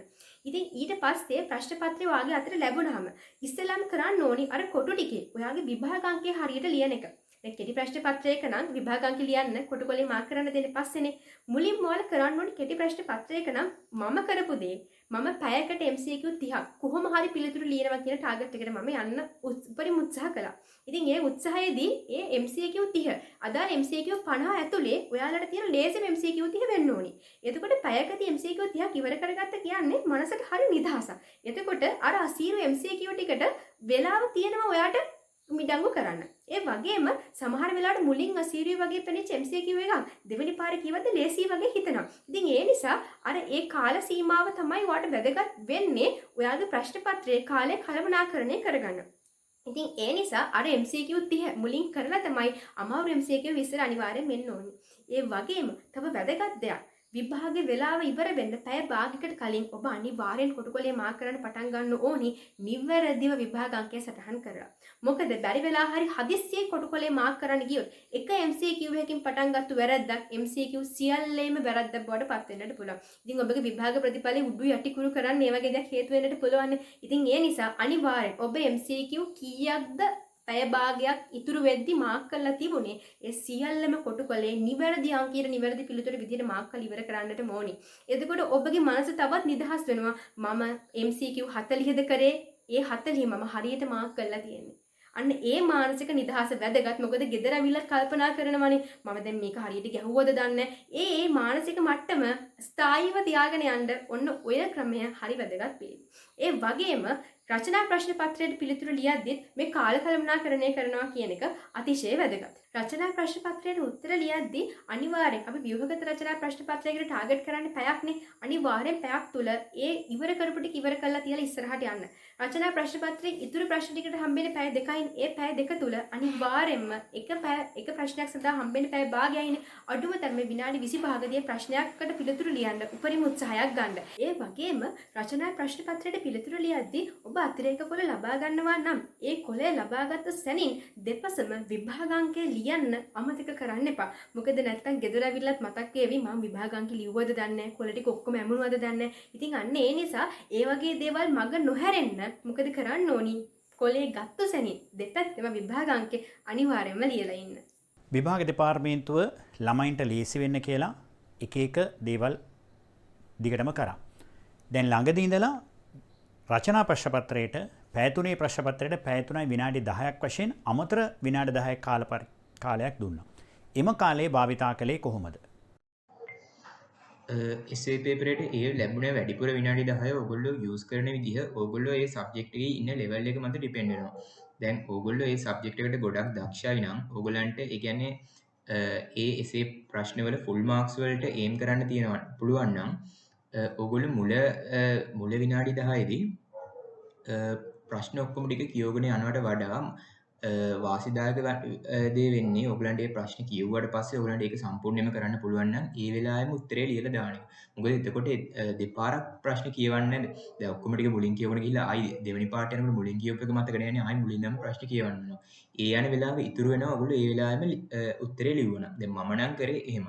ඕගනික් ප්‍රශ්න උනත් දැන් කෙමිස්ට්‍රි පේපර් එක ගත්තාම ඕගනික් ප්‍රශ්න මුලින්ම කියවලා ඒක මට ඔක්කොටම උත්තර ලියන්න පුළුවන් කියලා දන්නවා නම් මම ඒ වෙලාවෙම පේපරේ උත්තරේ ලියලා දැම්මා. ඊට පස්සේ තමයි ඊතුරු ප්‍රශ්න ටික කියවන්න පටන් ගත්තේ. මොකද එතකොට මට අර කියවීමට දෙපාරක් කියවීමට යන කාලය ඉතුරු වුණා. දැන් ඒක හැබැයි ඩිපෙන්ඩ් වෙන්නේ ඕගොල්ලෝ ලෙවල් එක. මට ඕගොල්ලෝ සමහරට පේපරේට 50 60 ලෙවල් එකේ ඉන්නවා නම් එතකොට ඕගොල්ලන්ට මේ ප්‍රශ්න ඔක්කොම ටික කියවලා ඕගොල්ලන්ට ඉවැලුවේට් කරලා බලන්න වෙනවා මේ වලින් වැඩිම ලකුණු ගන්න පුළුවන් මොකටද කියලා. රචනා ප්‍රශ්න පත්‍රයේ ප්‍රශ්න තෝරාගන්න දීලා තිබෙ විනාඩි 10න් විනාඩි 2ක් 3ක් පමණ කාලයක් තමයි අතරම ප්‍රශ්න තෝරාගන්න වැය වුණේ. ඉතිරි කාලය මම ප්‍රශ්න වලට උත්තර ලියන්න වැය කළා. භෞතික විද්‍යා ප්‍රශ්න පත්‍රය ගත්තොත් ඒ අමතරව ලබා දුන්නු තියෙන මිනිත්තු 10යි ඊට අමතරව පේපරේ ලිවීමට ලබා දී තිබු පැය තුනකුත් තා මිනිත්තු 10 15 අරගෙන මම මුළු ප්‍රශ්න පත්‍රයේ ඔක්කොම රචනා ප්‍රශ්න ටික කියවලා තේරුම් අරගෙන මට කරන්න ලේසිමයි කියලා හිතන හතරක් තෝරගත්තා. ඒ වුණාට රසායන විද්‍යාව ගත්තොත් ඒ විනාඩි 10 විනාඩි 5ක් වගේ තමයි මම ප්‍රශ්න පත්‍රය කියවීමට භාවිතා කරේ. ඉතුරු විනාඩි 5ක් ප්‍රශ්න පත්‍රය ලිවීමටම ප්‍රයෝජනක් ගත්තා. ජීව විද්‍යා විෂය ගත්තත් රසායන විද්‍යා විෂය වගේම පේපර් එක ලියන්නම තමයි මේ ප්‍රයෝජනට ගත්තේ විනාඩි 10. අපිට ලැබෙන අමතර මිනිත්තු 10 ඇතුළත උපරිම ලකුණක් කරා යාමට රචනා ප්‍රශ්න නිවැරදිව තෝරා ගැනීමට අපි සමත් වෙන්න ඕනි. ඒ නිසා ඒ කාල සීමාව තුලදී පිළිතුරු සපයන්න හදිසි වෙන්නවත් රචනා ප්‍රශ්න උඩින් බලලා තෝරා ගන්නවත් යන්න එපා. I didn't consider the extra 10 minutes as a discrete unit. I added it to the total time of the paper, and what I first did was I went through the paper very well. Let's take chemistry and physics. I went through the paper very well. The essay question, not the structured essay. After finishing the structured essay, I would go through the paper well, and I decided on the questions that I found the easiest and that I would probably be doing, and then I would likely just in my head I would read the question and get an approximate idea on whether I knew the answer, whether I knew the steps, whether I could get to it. So that did take more than 10 minutes, but I didn't necessarily take 30 minutes to do the whole question. So it wasn't really that much of an issue. I took my time in selecting the questions because it is an important thing to realize which questions you are going to do. It is very dangerous to decide beforehand what questions you're going to do. Say, for instance, you're going to drop the question on industrial chemistry. That is a very dangerous thing because the question on industrial chemistry that particular year could be very easy and you could attempt it. So you should go to the exam with an open mind, and once you get the paper, go through it and then decide which questions that you'd be better off at doing. So you should take your time and select, keeping in mind that you have to answer it as well. අර කියවන්නේ දෙන විනාඩි 10 මම කියවන්නම තමයි ගත්තේ. ඒක කියවන්න ගන්න එකෙන් මට ගොඩක් ලොකු උදව්වක් වුණා. මොකද එතකොට පේපර් එක ගැන ගොඩක් හොඳ අයිඩියා එකක් හම්බෙනවා. මොනවාද තියෙන ප්‍රශ්න මොන පාඩම් වලින්ද අහලා තියෙන්නේ. තව මට කියවන ගමන් මට තේරෙනවා මට පුළුවන්ද බැරිද කියලා. එතකොට මට ලේසිම ප්‍රශ්න මට පුළුවන්ම ලකුණු ගන්න ප්‍රශ්න තෝරගන්න පුළුවන් වුණා ඒ කියවන එකෙන්. තව පේපර් එක ගැන හොඳ අයිඩියා එකක් තියෙන හින්දා අර නිරවුල් මනසින් ලියන්න පුළුවන් වුණා. ඒකෙන් වෙලාවත් ඉතුරු වෙනවා. ඒ විනාඩි 10 කියවන්න ගන්න එකෙන් ලියන්න යන වෙලාව අඩු වෙනවා.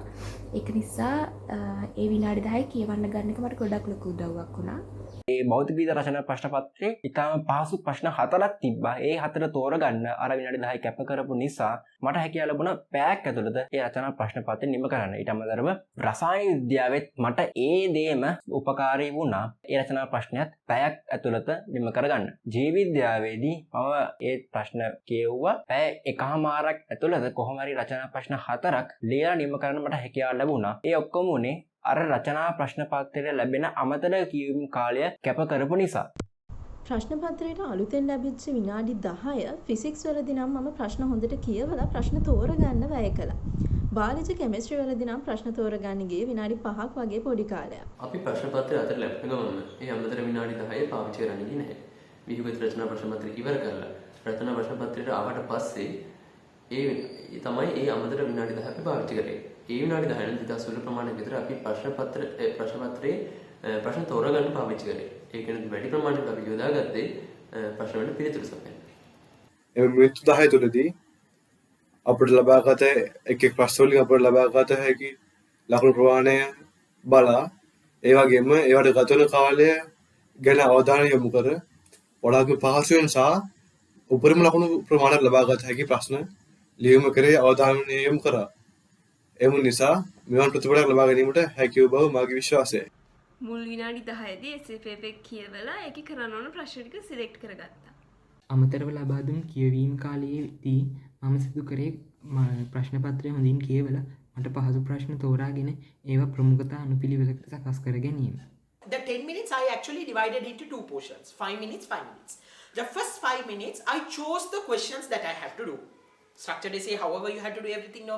So for the essays, I chose the question. Chose in the sense, I did not like completely read the essay, but I just like have an idea. So when I saw the picture of the eye, so I was like, okay, this is a light question with eye. Okay. Then when I saw the picture of the defoliator, I was like, okay, this is something regarding the electrostatic field. So like that, I like got a rough idea of the paper pattern within that 5 minutes and chose the questions that I have to do in the precedence order. The next 5 minutes, I use them to answer the questions. ප්‍රශ්න පත්‍රය වඩාත් හොඳින් කියවලා මට පිළිතුරු ලියන්න පහසුම සහ සුදුසුම ප්‍රශ්න තෝරගන්න ඒ විනාඩි 10 භාවිතා කරා. අලුතින් අමතරව හම්බෙච්ච මිනිත්තු 10 මම අන්තිමට පාවිච්චි කරනවා කියලා හිතලා පේපර් එක මුලින් ඉඳන් සාමාන්‍ය විදිහට කරගෙන ගියා. නමුත් අන්තිමට මට විනාඩි 10ක් ඉතුරුනේ නැහැ. ඒ කියන්නේ ඒ විනාඩි 10ත් මම පිළිතුරු ලියන්න භාවිතා කරලා තියෙනවා. රචනා ප්‍රශ්න පත්‍රයේ අපිට තෝරාගත් ප්‍රශ්න කීපයකට පිළිතුරු සපයන්න කියලා තියෙනවා. එතකොට අන්න ඒ ප්‍රශ්න කීපය තෝරගන්න තමයි මම මේ විනාඩි 10 භාවිතා කරේ. ප්‍රශ්න පත්‍රය හොඳින් කියවලා ඒ විනාඩි 10 ඇතුළත මට පුළුවන්කමක් තිබුණා මට වඩාත්ම ලකුණු ගන්න පුළුවන් විදිහට පිළිතුරු සපයන්න පුළුවන් ප්‍රශ්න කීපය තෝරා ගන්න. කිසියම් ප්‍රශ්නයක් තෝරගන්න කලින් ඒ ප්‍රශ්නය කියවලා බැලීම අනිවාර්යයෙන්ම සිද්ධ කළා. ඒත් ඒක ප්‍රශ්න පත්‍රය අතට ලැබිච්ච මොහොතේ ඉඳන් විනාඩි 10ක් ප්‍රශ්න පත්‍රය කියවලා ඊට පස්සේ උත්තර ලියන්න පටන් ගැනීමක් නෙමෙයි. අදාළ ප්‍රශ්නය තෝරගන්න කලින් ඒ ප්‍රශ්නේ කියවලා බලන්න තමයි ඒ විනාඩි 10 පාවිච්චි කළේ. අර අතිරේක විනාඩි 10 පාවිච්චි කළේ. පැය දෙකක කාල සීමාවක් තුල මම කොහොම හරි මට අවශ්‍ය රචනා ප්‍රශ්න ටික තෝරගෙන පිළිතුර ලියන්න මමගේ කාලය කළමනාකරණය කරගත්තා. අර අතිරේක විනාඩි 10 මම මගේ වැරද්දක් තියෙනවා නම් ඒ වැරද්ද නිවැරදි කරගන්න තමයි පාවිච්චි කළේ. උසස් පෙළ කාලයේ හුඟක් පීඩාකාරී අවස්ථාවක් නිසා හුඟක් අය බාහිර ක්‍රියාකාරකම් කරන්නේ නැහැ. විෂය විතරයි කරන්නේ. අපි ඊළඟට ඇහුවේ විෂය සමගාමී ක්‍රියාකාරකම් විභාගයට සූදානම් වන අතරේ ඔබ කරාද කියන එක. ඇත්තටම කියනවා නම් ඒ ලෙවල් කාලේ නම් මම එහෙම එක්ස්ට්‍රා කරිකියුලර් දේවල් හැබිට් එකක් විදිහට කරන් ගියේ නැහැ. ඒකට හේතුව තමයි අපිට තිබ්බ ක්ලාසස් ඒ වගේම ක්ලාසස් වැටෙන වෙලාවල් දන්නේ නැහැ. ඒ තියෙන දවස් එක්ක මැනේජ් කරලා අපි සතියකට වරක් කරන ස්පෝර්ට් එකක් හරි එහෙම නැත්නම් වෙන මොකක් හරි ගේම් එකක් හරි වලට ජොයින් වෙන්න ටිකක් අමාරු හින්දා. ඒ වුණාට ඔගොල්ලෝ නිකම්ම එලෙවල් කාර්ය කියන්නේ නිකම්ම පාඩම් කරගෙන ඉන්න තියෙන කාලයක් නෙවෙයි. ඔයගොල්ලන්ට යාළුවෝ හදාගන්න, ඒ වගේම ඒගොල්ලොත් එක්ක ජීවිතේ එන්ජොයි කරන්න ඒකටත් තියෙන කාලයක්. ඒ හින්දා ඒක කවදාවත් අමතක කරන්න එපා. තමන්ගේ වැඩ ටිකත් හොඳට කරගන්න, මහන්සි වෙන්න. හැබැයි තමන් රිලැක්ස් එකේ රෙස්ට් එකේ ඉන්නකොට ඒකෙන් උපරිම ප්‍රයෝජනය ගන්න. උසස් පෙළ කාල සීමාව තුළ එතරම් විෂය බාහිර ක්‍රියාකාරකම් වලට සහභාගී වුණේ නැහැ. ඒත් විෂය සමගාමී වෙනත් ක්‍රියාකාරකම් වලට සහභාගී වුණා. නැහැ, මම කිසිම විෂය බාහිර කටයුතුකට සහභාගී වුණේ නැහැ. බාහිර ක්‍රියාකාරකම් ගැන කතා කරොත් චෙස් සහ කරාටේ මම ක්‍රීඩාවන් ලෙස සාමාන්‍ය පෙළ දක්වා කරා. ඊට අමතරව උසස් පෙළ කාල සීමාව තුළදී මම පාසලේ උපදේශන ඒකකයේ සමාජිකාවක්ව සිටියා. While I didn't do any extracurricular activities within school, I did do some extracurricular activities outside of school. For instance, I did swimming and badminton, which I stopped around mid-2018 for A-levels. And then I was actively engaged in activities in my Dhamma school. I wrote Dhamma school examinations, and I also worked as a teacher at my Dhamma school. But that also I stopped around 2019 because of A-levels. And I also compared a show, a cultural show, in December 2019. I stopped all extracurricular activities by December 2019 and focused on A-levels completely during 2020, which was the year I wrote my A-levels. ඔව් මම විෂය බාහිර ක්‍රියාකාරම් රැසක නිරත වුණා. ඒව ගැන කිව්වොත් මම පාසල විවිධ සංඝ 5ක ප්‍රධාන තනතුරු දැරුවා. ඊට අමතරව මම පාසලේ හේසි බෑන්ඩ් එකේ ඇසිස්ටන්ට් බෑන්ඩ් ලීඩර් විදිහට ක්‍රියා කළා. ඊට අමතරව මම මගේ පාසලේ මගේ නිවාසයේ මම ඇත්ලටික් කැප්ටන් විදිහට කටයුතු කළා. මම පාසලේ ශිෂ්‍යයෙක් විදිහට කටයුතු කළා. මම මේ සියල්ල උසස් පෙළ කාලයේදී දිගටම කරන් ගියා. නැහැ. මම උසස් පෙළ කාල සීමාව තුළදී නම් විෂය බාහිර ක්‍රියාකාරකම් වලට සහභාගී වුණේ නැහැ. අපි උසස් පෙළ කාල සීමාව තුළ ක්‍රීඩාවලට සම්බන්ධ වෙන්නේ නැහැ. ඒ වුණාට අපේ පාසලේ ජීව විද්‍යා සංගමයේ අපි සක්‍රීය සමාජිකයන් විදිහට කටයුතු කරා. ඒ විතර නෙමෙයි අපේ පාසලේ 2019 සහ 2020 වලදී පැවැත්වෙච්ච සැෆාය කියන ජීව විද්‍යා ප්‍රදර්ශනයේදී අපි අපේ පුළුවන් උපරිම සහයෝගය ලබා දෙන්න කටයුතු කරා. නැහැ. ඔව් දෙන්නම ස්කූල් වොලිබෝල් ටීම් එකේ ප්ලේයර්ස්ලා A-levels කරද්දි වොලිබෝල් මැචස් වලට ගියා. මම සයන්ස් සොසයිටි එකේ මෙම්බර් කෙනෙක්. මම ඇස්ට්‍රොනොමිකල් සොසයිටි එකේ vice president. What I believe is you have to balance both extracurricular activities and studies together in order to achieve or become a really very balanced person. So I actually did not totally indulged in books, right? So I was involved, I was actually a very active member of the school science society. Then I was even a member of the school English society. Then we had organized many activities and co-curricular activities in school. And during my O-level time, I did tennis as a sport. And apart from that, I also had done swimming when I was in grade 10-11. I had done swimming also. So actually both extracurricular activity and your subject matter together will make you a complete person. පාසලේ Catholic union එක YCS වැනි ශිෂ්‍ය සංවිධානවල සමාජිකත්වයේ දරුවා ඒ වගේම ඒ මගින් සංවිධානය කරන විවිධ ක්‍රියාකාරකම් වලට සම්බන්ධ වුණා. ඊට අමතරව අන්තර් පාසල් තරඟ සහ වෙනත් තරඟවලට සහභාගී එලෙවල් පටන් අරන් මුල් කාලේ ඒ කියන්නේ මුල් මාස 6ක් විතර යනකම් මම කරාටි ක්‍රීඩාවේ නිරත වුණා. කරාටි ක්‍රීඩාව තුළදී මම ඉන්ටර්නැෂනල් බ්ලැක් බෙල්ට් කෙනෙක්. ඒ කියන්නේ ජාත්‍යන්තර කළුපටිධාරියෙක්. ඉතින් මේ මාස 6න් පස්සේ මම කරාටි ටූර්නමන්ට්ස් වලට සහභාගී වෙන්න නැවතුවා. නමුත් මම දිගටම ප්‍රැක්ටිසස් කරගෙන ගියා. ඒ ලෙවල් ලඟ වෙද්දි මට පොඩි බයක් ඇති වුණා මට ඒ ලෙවල් එක මේක කරගන්න පුළුවන් වේද කියලා. ඒ නිසා මම ප්‍රැක්ටිසස් නැවතුවා. මම දකින විදිහට මම ජීවිතේ ගත්ත මෝඩ තීරණ වලින් එකක් ඒක. ඒ නිසා මම දෙවන විභාග කරද්දි නැවතත් ප්‍රැක්ටිසස් පටන් ගත්තා. ටූර්නමන්ට්ස් වලට සහභාගී වෙන්න පටන් ගත්තා. මම ඒ ලෙවල්ස් වෙනකම්ම ඒක කරගෙන ගියා. මට ඒවට සහභාගී වීම උසස් පෙළවලට උදව්වක් වුණා. මොකද මම සතියක් පාඩම් වැඩ කළා. ඒ ආතතිය සමනය කරගත්තේ ක්‍රීඩාවේ නිරත වීම නිසා. එතකොට මට ඊළඟ සතිය ආපහු අලුතෙන් පටන් ගන්න පුළුවන් වුණා. ඉතින් මම හිතනවා උසස් පෙළ කරන ළමයෙක්ට තමුන්ගේ අධ්‍යාපන කටයුතු වලට බාධාවක් නොවි ක්‍රීඩාවක් කරන්න පුළුවන් නම් ඒක කරන්න. මොකද ඒක ඔයගොල්ලෝගේ සෞඛ්‍යයට විතරක් නෙමෙයි ඔයගොල්ලෝගේ උසස් පෙළ ප්‍රතිඵල වලටත් ලොකු උදව්වක් වේවි. ඔව් ඇත්තටම පාසලේදී විෂය බාහිර ක්‍රියාකාරකම් විදියට මම පාසලේ මාධ්‍ය ඒකකයේ ක්‍රියාකාරී සමාජිකාවක් විදියට කටයුතු කළා. උසස් පෙළ කාල සීමාව තුළදී අධ්‍යයන කටයුතු වලට වඩා වැඩියෙන්ම නිරත වුණේ බාහිර කටයුතු වල කිව්වොත් නිවැරදි. පාසලේ ජ්‍යෙෂ්ඨ ශිෂ්‍ය නායිකාවක් නිවාස නායිකාවක් විදියට කටයුතු කළා. ඒ වගේම පාසලේ හෑන්ඩ්බෝල් කණ්ඩායමේ නායිකාව විදියට කටයුතු කළා. උසස් පෙළ කාල සීමාව තුළ තරඟාවලි 4කට හෝ 5කට සහභාගී වෙලා තියෙනවා. ඒ වගේම හෑන්ඩ්බෝල් ක්‍රීඩාවෙන් ශ්‍රී ලංකාව වරුදු 2015 ජාතික සංචිතය නියෝජනය කරමින් ජාත්‍යන්තර තරඟාවලි වලට පවා උසස් පෙළ කාල සීමාව තුළදී සහභාගී වෙලා තියෙනවා. ඇත්තටම මම කුඩා කාලේ ඉඳලම විෂය බාහිර ක්‍රියාකාරකම් වල යෙදිච්ච කෙනෙක්. මම 2010 වර්ෂයේ ඉඳලා විශාකා විද්‍යාලයේ නර්තන කණ්ඩායමේ සමාජිකාවක් වශයෙන් මම පාසලෙන් ඉවත් වන තුරුම කටයුතු කළා. ඒ වගේම 2016-2017 වසරක කාලයක් පුරාවට විශාකා විද්‍යාලයේ ජ්‍යෙෂ්ඨ සිංහල කතිකා විවාද සංගමේ උපසභාපතිවරිය විදිහට කටයුතු කරන්න මට අවස්ථාව ලැබුණා. හරි මේ වීඩියෝ මාලාවේ දෙවෙනි වීඩියෝ එකෙන් අපි සාකච්ඡා කරේ විභාග ආසන්නයේදී ඔබ අනුගමනය කරන්න ඕනේ ශිල්ප ක්‍රම මොනවද කියලා. වීඩියෝ එක ටිකක් දිග හින්දා අපි තව එක වීඩියෝ එකක් මේ අන්තිම වීඩියෝ එක කරනවා. ඒකෙදී අපි අහන්නේ හුඟක් ශිෂ්‍යාවන් විභාගයට වෛද්‍ය පීඨයට හෝ විශ්වවිද්‍යාලයට යන්න සුදුසුකම් ලබන්නේ නැහැ. ඒකට හේතුව මොකක්ද කියන එකයි ලංකාවේ අධ්‍යාපන ක්‍රමයේ පිළිබඳව ඒගොල්ලන්ගේ තියෙන මේ එක් ශිෂ්‍යාවන්ගේ තියෙන මතය පිළිබඳවයි. ඒ වගේම ඕගලන්ට දෙන්න පුළුවන් දැන් ඒගොල්ලෝ වෛද්‍ය පීඨයට ගිහිල්ලා දැන් වෛද්‍ය පීඨයට යන්න ඉන්න ඕගලන්ට නැත්නම් විශ්වවිද්‍යාලයට යන්න ඉන්න ඕගලන්ට දෙන්න පුළුවන් උපදෙස් මොකක්ද කියන එකයි ඊළඟ වීඩියෝ එකේදී සාකච්ඡා කරන්න යන්නේ.